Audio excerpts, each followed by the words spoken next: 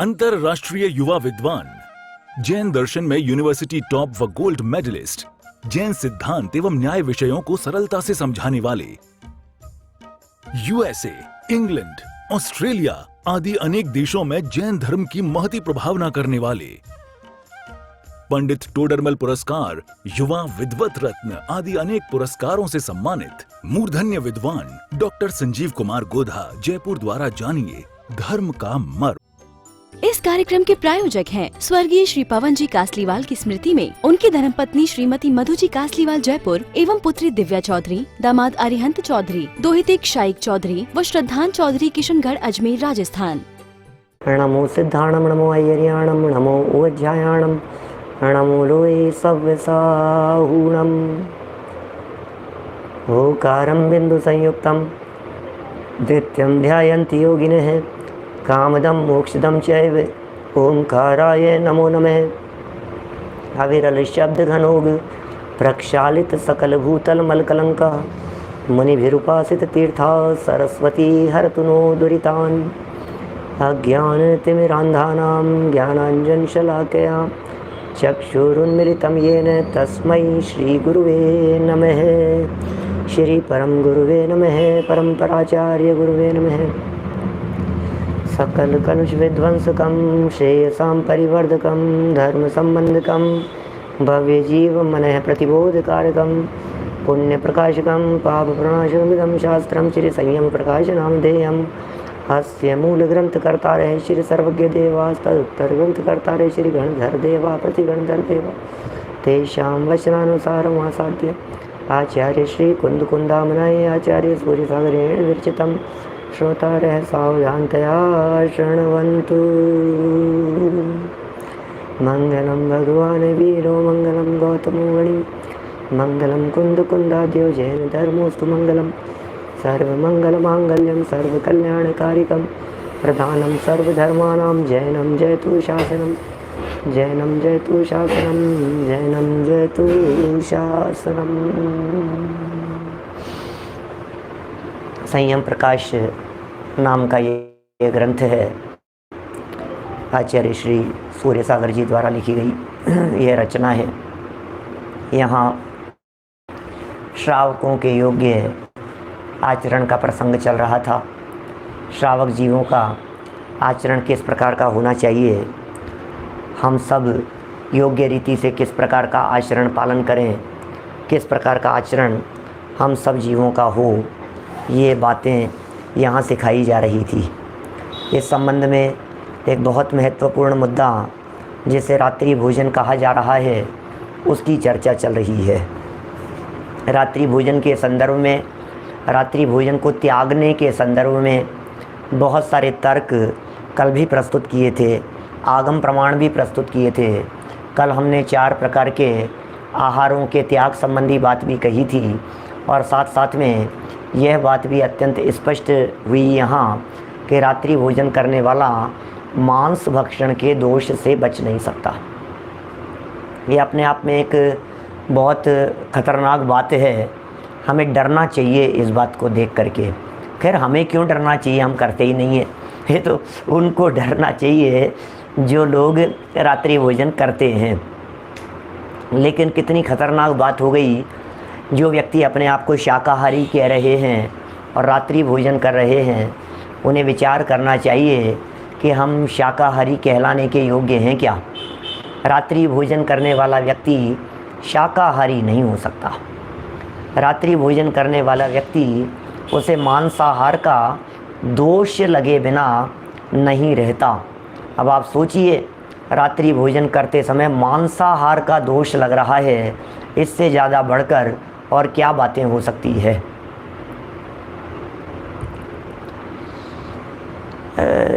देखिए, बड़े प्रकरण अपन ने यहाँ पढ़े, न मालूम क्या क्या चीज़ें उसमें गिर जाती है।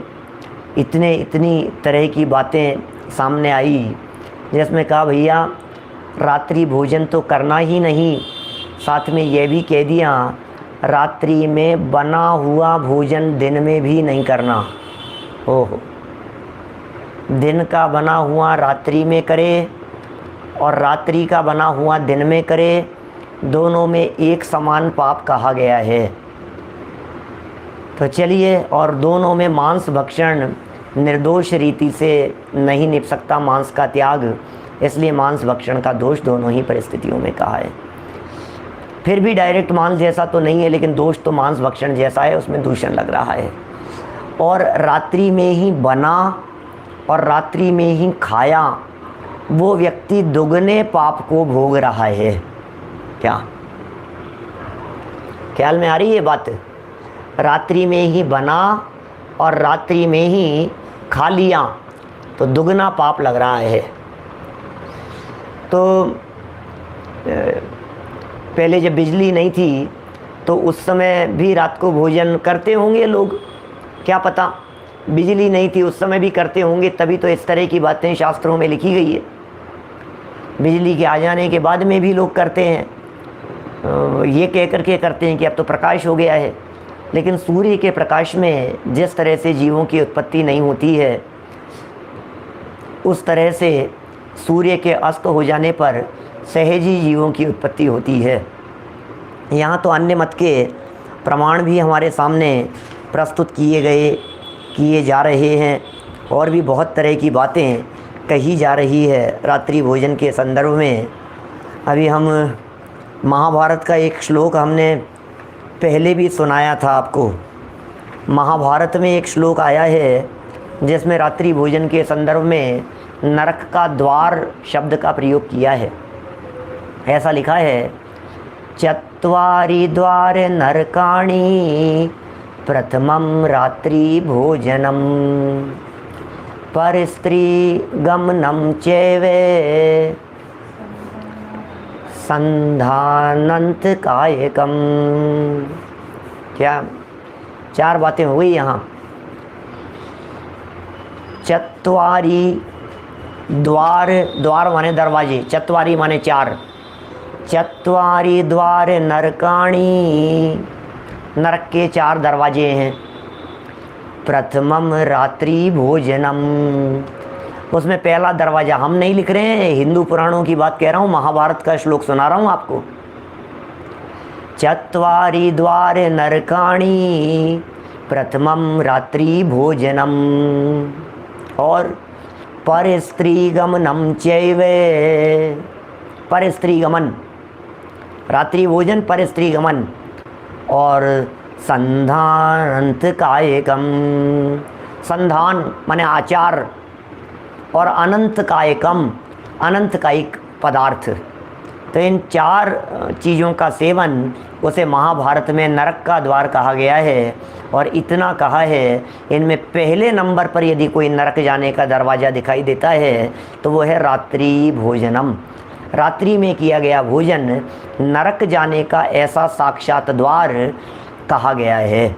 अब सोचिए आप, जब हिंदू पुराणों में, अन्य अन्य स्थानों पर, जैनेतर ग्रंथों में भी रात्रि भोजन के संदर्भ में इतनी बातें कही गई हो, तो फिर यहाँ तो है ही बात, कितनी तरह की बातें हैं भाई साहब। प्रकृति ये कह रही है, अरे दिन उग गया, कहावतें ये कह रही है, हिंदी साहित्य ये कह रहा है दिन उग गया।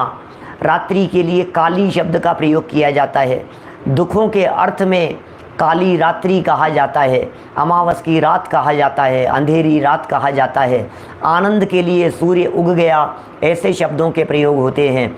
इसका मतलब जो दिन में भोजन है वो आनंद दाता है, जो रात्रि भोजन है वो दुख। रात्रि में सारे खोटे काम, रात्रि रात्रि कहना ही अच्छा शब्द नहीं है, रात्रि शब्द ही अच्छा नहीं।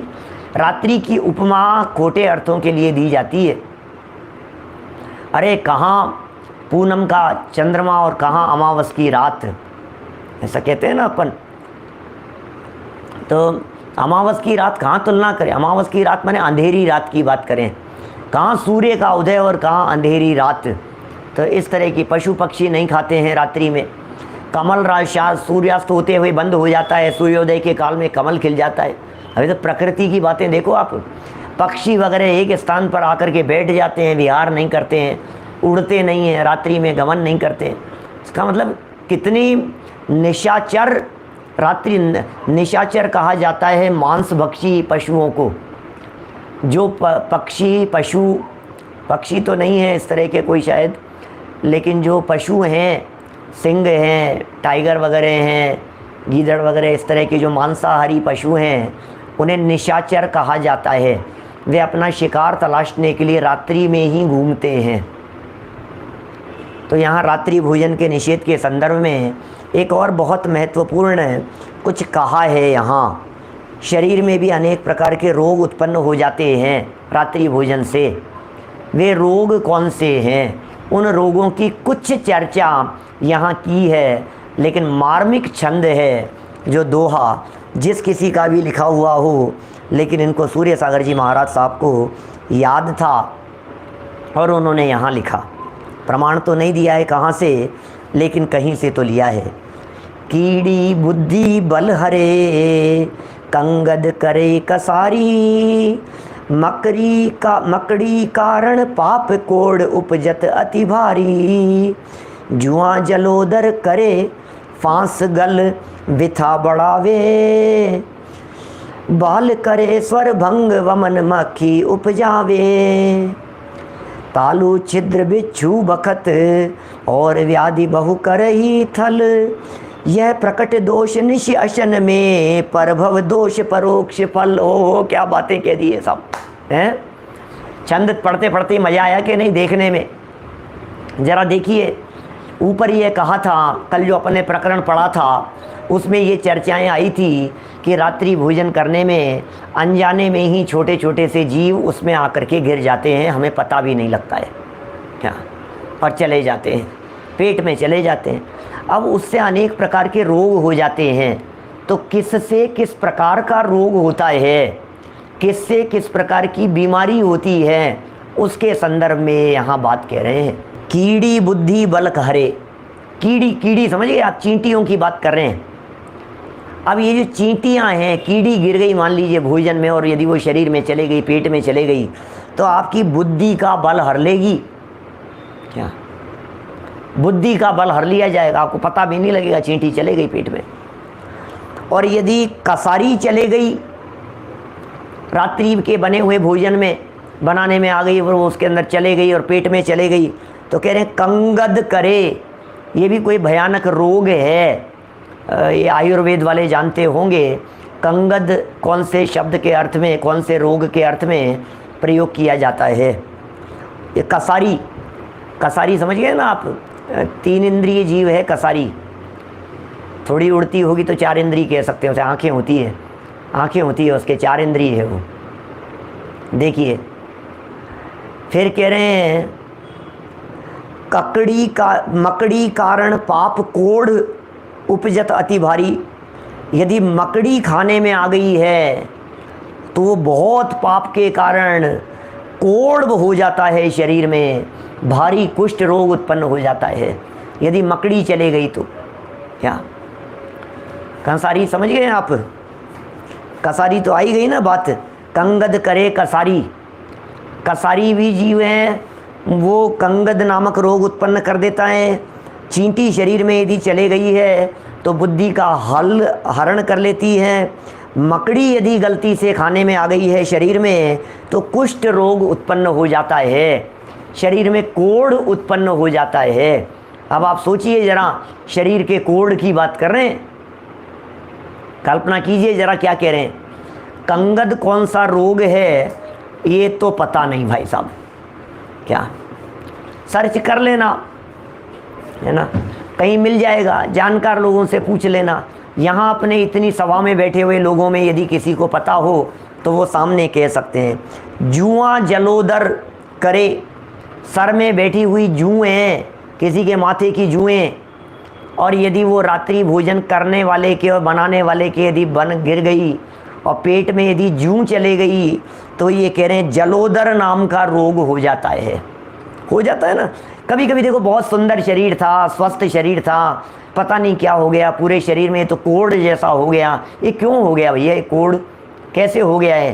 कि हो सकता है आप रात्रि भोजन करते हो और आपके भोजन में मकड़ी चले गई हो, शरीर की ऐसी बीमारियां हो जाएगी। यदि जूं चले गई है अंदर, पेट में चले गई है तो जलोदर नाम का रोग हो जाएगा। क्या बोलो? मतलब कितने कहाँ से लाए हैं छंद, कहाँ से याद थे उन्हें, कौन कौन सी बीमारियों की चर्चा, मैंने पढ़ करके इतना अच्छा लगता है। यद्यपि धर्म नहीं है, मैं बार बार मैं यही कहता हूँ, रात्रि भोजन का त्याग कर देना ये जैनों का आचरण है भाई साहब, बस। इसलिए यहाँ कोई विशेष धर्म की चर्चाएं चल रही हो ऐसा नहीं है, लेकिन हम जैन हैं तो जैन कहलाने योग्य आचरण तो हमारा होना ही चाहिए। क्या जलोदर का अर्थ तो होता है पेट में जल जैसा भर जाता है, क्या ये पेट फूल जाता है, ये कंगद का अर्थ कर रहे हैं क्या आप लोग, कोई आयुर्वेद वाले? जलोदर रोग में फूलता है वो तो मालूम है। उदर माने होता है पेट और जल माने होता है पानी, तो जलोदर का मतलब हो गया पेट में जल भर जाना। कंगद शब्द का अर्थ बतला रहे हैं सफ़ेद सफ़ेद रोग हो जाते हैं, इस तरह के सफ़ेद सफ़ेद दाग हो जाते हैं शरीर में। तो ये कसारी यदि भोजन में चले गई है तो हो जाता है किसी के भी, भाई साहब ये हो कैसे गया पता नहीं। अब कदाचित किसी के हो जाए, गैंग्रीन है क्या कंगद का अर्थ, जो ये चलो, लेकिन कुल मिलाकर के खतरनाक रोगों की चर्चा कर रहे हैं जी। हम लोग तो करते नहीं हैं, आप लोग भी करते नहीं हैं, जो लोग करते हों समस्याएं उनके लिए है, और उन्हें बतलाया जा सकता है कि भैया एक बार इस छंद को सुन लो, एक बार इस छंद को देख लो। क्या अपनी खुली आंखों से क्या देख सकता है, क्या कुछ नहीं दिखाई देता है। वातावरण में जीव दिखते कहाँ हैं भाई, ओजस दिखते नहीं है, अपने को पता ही नहीं लगता है हमारे को। छोटे छोटे से जीव कब आ गए, पलक झपकते ही तो गिर जाता है, चम्मच के साथ में घुल जाता है, सब्जी के अंदर डूब जाता है, तो पता ही नहीं लगता है हमारे को। मोटी मोटी चीज़ें जो दिखती नहीं है, हम क्या दावा करेंगे कि हम सब कुछ देख करके खा रहे हैं क्या? कितनी बीमारियां होती हैं, ये तो डॉक्टर भी कह रहे हैं। अब लेकिन डॉक्टर कह रहे हैं वो फिर अपने को लगती है, और ये वीतरागी डॉक्टर कह रहे हैं ये बात हमारे को लगती नहीं है। कीड़ी बुद्धि बल हरे, कंगद करे कसारी, मकड़ी कारण पाप कोड़ उपजत अति भारी। कोड़ हो गया, ओहो, कोड़ की हालत क्या होती है, कैसा कुष्ठ रोग होता है, दर्द भी होता होगा, दुर्गंधित भी रहता होगा, कैसी स्थिति होती है कुष्ठ रोग शरीर में। ये कह रहे हैं 5,68,99,584 ये जो रोग कहें तो रोम रोम में रोगों की संख्या कही गई है अपने यहाँ जनागम में। देखिए, जुआ जलोदर करे फांस गल विथा बढ़ावे, बाल करे स्वर भंग वमन मक्खी उपजावे। हो जुआ जलोदर करे, सर की जुएं यदि गिर जाती, जलोदर शब्द का प्रयोग उसमें भी आया ना, भक्तामर में भी जलोदर, मर्त्या भवंती मकर ध्वज तुल्य रूपा। क्या जलोदर रोग हो गया, हे जनेंद्र देव आपके चरणों की धूल भी यदि लग जावे तो वो कामदेव के समान सुंदर हो जाता है जिसके जलोदर रोग हो गया हो। फांस गल विथा बढ़ावे, फांस जानते हैं, फांस माने कोई ऐसी लकड़ी कहेंगे, उसे क्या कहेंगे, लकड़ी का एक तिनके जैसा चुभने वाला, वो फांस यदि अंदर चले गई तो अंदर जाकर के लकड़ी का ही होता है वो फांस। बांस का एक जो बारीक हिस्सा है, लकड़ी का टुकड़ा, लकड़ी कहने के अंदर मोटी लकड़ी ख्याल में आती है, लेकिन उसके बांस में से निकली हुई जो उसकी छीलने पर जो बारीक लग गया है वो फांस, अत्यंत बारीक सीख ऐसा कह सकते हैं, अत्यंत बारीक सीख ऐसा ही है। तो ये फांस ये गले की गल व्यथा बढ़ावे, गले की व्यथा को बढ़ा देगी बहुत ज़्यादा, अंदर जाकर के अटक जाएगी। और बाल करे स्वर भंग, बाल चला गया तो स्वर भंग हो जाएगा, गला ही चला गया भाई साहब, पता नहीं क्या हो गया, कोई उठपटांग, आवाज़ ही नहीं, बंद हो जाती एकदम, कुछ ऐसा हो जाता है यदि बाल चला गया तो। और यदि मक्खी चले गई है तो वमन उपजावे, वोमिटिंग शुरू हो जाएगी मक्खी। कितनी कितनी बातें कह रहे हैं। तालु छिद्र बिच्छू बखत और व्याधि बहु करहि थल। तालू में छेद हो जाता है यदि बिच्छू खाने में आ जाता है तो। बिच्छू गिर गया, पता नहीं लगा था, बिच्छू का डंक वगैरह था, तो आपका जो ये तालू समझ गए आप, ऊपर दांत, ऊपर वाले दांतों के पीछे का हिस्सा वो तालू कहलाता है। जीभ के ऊपर का हिस्सा, जीभ नहीं, जीभ जहाँ ऊपर टच हो रही है वो तालू है। तो ये कह रहे हैं कि उसको खाने से, बिच्छू यदि खाने में आ गया तो तालू में छिद्र हो जाएगा। फिर कह रहे हैं और व्याधि बहु करहि थल। और क्या बतलाएं भाई साहब, ये तो हमने 5-7 चीज़ों के बारे में आपको कह दिया, बाकी और चीज़ें, अनगिनती चीज़ें हैं आपके भोजन में, न मालूम कब क्या खाने में आ गया, कब कहाँ से क्या आकर के गिर गया और अंदर चला गया। अनेक प्रकार के रोग, अनेक प्रकार की बीमारियाँ इसके सेवन करने से होती है। क्या यह प्रगट दोष निशि अशन में और परभव दोष परोक्ष फल। क्या क्या कह रहे हैं भाई साहब, यह प्रगट दोष निशि अशन में परभव दोष परोक्ष फल। ये जितनी ऊपर बातें कही हैं 5 लाइनों में 6, 7, 8, 10 जितनी बातें कह दी है बीमारियों के संदर्भ में, इन सब की तो दशा प्रकट दिखाई देती है रात्रि भोजन करने वालों में। जो लोग बरसों से रात्रि भोजन कर रहे हैं वे कहें कि साहब हमारे तो जलोदर भी नहीं हुआ, हमारे तो कुष्ठ रोग भी नहीं हुआ, हमारे तो गले में भी ऐसा नहीं हुआ, हमारे तो बुद्धि बल भी हरण नहीं हुआ, हमारे तो कुछ भी नहीं हुआ।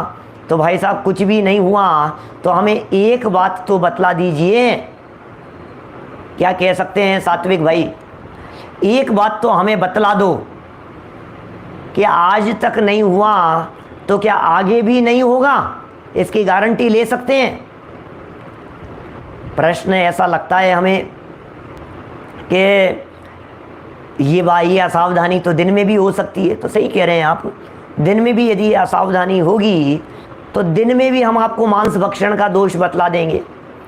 दिन में भी यदि आप चींटी मच्छर यदि आपके खाने में आ गया है तो हम मांस भक्षण का दोष बतला देंगे।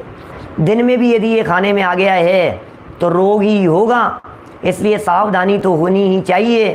तो फिर क्या करें साहब, दिन में भोजन करना भी छोड़ देवें कि नहीं सावधानी रखो? तो फिर पंडित जी सावधानी रख करके रात में कर लें तो क्या ऐतराज है? अरे भाई रात्रि में सावधानी बहुत नहीं हो सकती, अंधेरे की वजह से, प्रकाशहीनता की वजह से, किचन में ढकी हुई चीज़ों में, माने रखी हुई चीज़ों में, बिना ढकी चीज़ों में, परोसने में, रखने में, खाने में, बनाने में, अब जीवों की उत्पत्ति भी ज़्यादा होती है ना रात्रि में, ये बात भी तो है। अब चूंकि रात्रि में जीवों की उत्पत्ति ही ज़्यादा हो गई तो अपन क्या करें?